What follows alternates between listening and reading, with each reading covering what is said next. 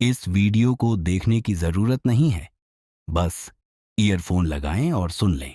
Root 375 की आखिरी बस। यह कहानी 14 नवंबर 1995 की रात की है, जब बीजिंग चीन में एक ठंडी और सन्नाटे वाली रात छाई हुई थी। आधी रात के करीब एक बूढ़ा आदमी, कुछ लोग कहते हैं कि यह बूढ़ी औरत थी, एक सुनसान बस स्टॉप पर खड़ा था और वहां मौजूद एकमात्र अन्य व्यक्ति से बातचीत कर रहा था, एक शांत युवा आदमी। तभी रात के आखिरी बस 375 का आना हुआ, जो युआनमिंग हुआन बस टर्मिनस से रवाना होती थी।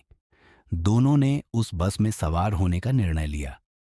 बूढ़ा आदमी बस के सामने वाले हिस्से में बैठ गया, जबकि युवा आदमी ने उसके पीछे कुछ सीटों पर जगह ली। बस में उनके अलावा कोई अन्य यात्री नहीं था, सिवाय ड्राइवर और एक महिला कंडक्टर के। कुछ समय बाद ड्राइवर ने सड़क के किनारे दो परछाइयां देखी, जो बस को हाथ हिलाकर रोकने का इशारा कर रही थीं। ड्राइवर ने बस रोकी और जैसे ही दरवाजे खुले, तीन लोग बस में सवार हुए। दो आदमी, जो एक तीसरे व्यक्ति को सहारा देते हुए ला रहे थे, उसे कंधों से पकड़े हुए थे। वह व्यक्ति झुका हुआ था, जिससे उसका चेहरा दिखाई नहीं दे रहा था। बस के अंदर का माहौल बेहद अजीब था।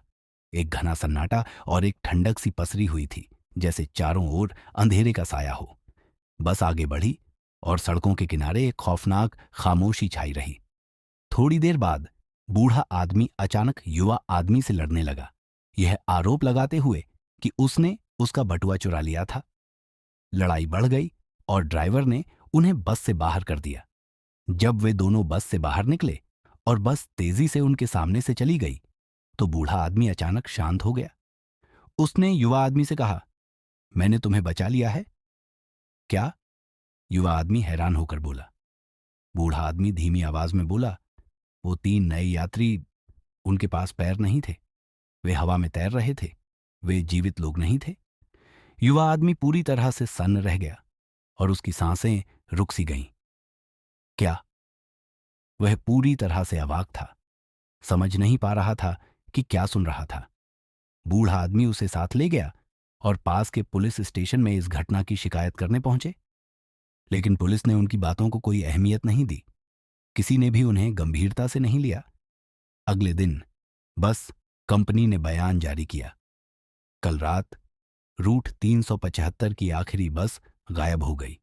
साथ ही ड्राइवर और कंडक्टर भी लापता हो गए। पुलिस ने तुरंत बूढ़े आदमी और युवा आदमी को ढूंढना शुरू किया, जिनकी बातें पहले मानसिक बीमारी की तरह लग रही थीं। जब उन्होंने इस अजीब घटना के बारे में रिपोर्ट की थी, बाद में उन्हें टीवी पर साक्षात्कार के लिए बुलाया गया। तीसरे दिन पुलिस को एक जलाशय में बस मिली, जो शियांगशान फ्रैगेंट हिल्स से लगभग 100 किलोमीटर दूर था। बस के अंदर तीन बेहद सड़ी गली लाशें पाई गईं। इस अनसुलझे रहस्य में कुछ बेहद डरावने तथ्य सामने आए। बस के पास इतनी कम पेट्रोल थी कि वह इतनी दूर कैसे पहुंच सकती थी। पुलिस ने पाया कि पेट्रोल टैंक में पेट्रोल के बजाय ताज़ा खून भरा हुआ था। यह खून किसी इंसान का था, लेकिन कैसे? यह सवाल सभी के मन में गूंजने लगा। और सबसे खौफनाक बात, बस में पाई गई लाशें सिर्फ 48 घंटों में इतनी सड़ी गली हो चुकी थीं कि यह असामान्य था। गर्मी के मौसम में भी इतनी जल्दी सड़न नहीं हो सकती थी। पोस्टमार्टम रिपोर्ट ने यह पुष्टि की कि इन लाशों के साथ कोई जानबूझकर छेड़छाड़ नहीं की गई थी। यहां तक कि जब पुलिस ने जलाशय के आसपास लगे सभी सुरक्षा कैमरों को जांचा, तो उन्हें किसी भी असामान्य घटना का कोई वीडियो नहीं मिला। कैमरों ने कुछ भी रिकॉर्ड नहीं किया। यह सब और भी अधिक रहस्यमय हो गया। आज तक यह मामला एक भूतिया और अनसुलझा रहस्य बना हुआ है। कोई नहीं जानता कि वह बस कहां गायब हो गई थी, वह तीन यात्री कौन थे, और क्या यह कोई प्राचीन भूतिया घटना थी या कुछ और। रूट 375 की आखिरी बस और इसके यात्रियों का रहस्य अब भी बीजिंग के इतिहास में एक खौफनाक कहानी की तरह बना हुआ है।